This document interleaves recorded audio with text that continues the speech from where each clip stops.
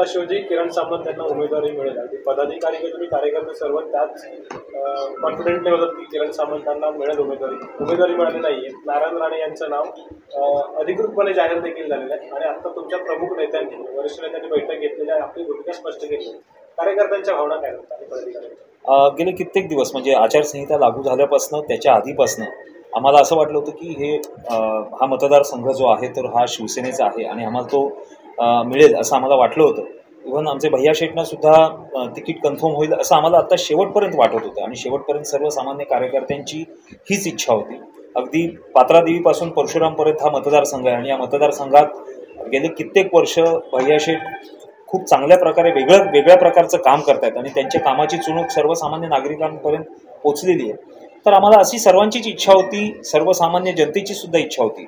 असं असताना आजच भारतीय जनता पार्टीच्या केंद्रीय कार्यालयातनं 13वी सूची जी जाहीर झाली त्याच्यात माननीय नारायणराव राणेसाहेब दादा राणेसाहेब यांचं नाव डिक्लेअर केलं आणि त्याच्यात ते झाल्यानंतर इमिजिएट किरण भैया असतील आणि आमचे नामदार उदयजी सामंत साहेब असतील त्यांनी दोघांनीही पत्रकार परिषद घेतली आणि त्या पत्रकार परिषदेत डिक्लेअर केलं की असं आम्ही महायुती म्हणून आम्ही राणे साहेबांना जाहीर पाठिंबा देतो।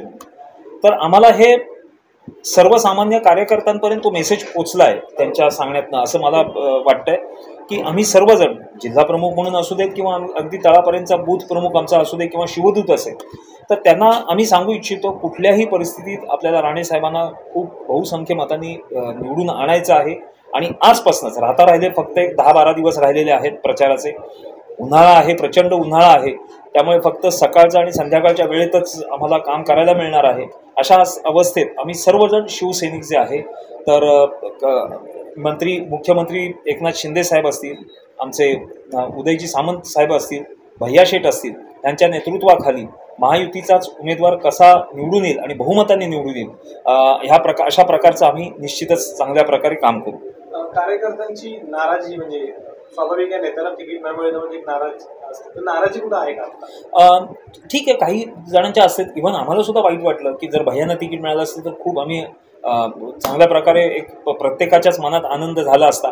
पण असं असताना देखील नेत्यांनी ज्याप्रमाणे सूचना दिलेल्या आहेत आत्तापर्यंत आम्ही जो महायुतीचा धर्म जो आहे तो पाळत आलेलो आहोत आणि ह्यापुढेही आम्ही पाळू आणि निश्चितच खांद्याला खांदा लावून भारतीय जनता पार्टीचे उमेदवार, मी भारतीय जनता पार्टीचे उमेदवार म्हणत नाही, मी महायुतीचे उमेदवार जे आहेत राणेसाहेब यांचे भारतीय जनता पार्टीचे कार्यकर्ते असतील, राष्ट्रवादीचे कार्यकर्ते असतील, आम्ही खांद्याला खांदा लावून निकराने लढा देऊ। कोणाला काही प्रश्न असेल तर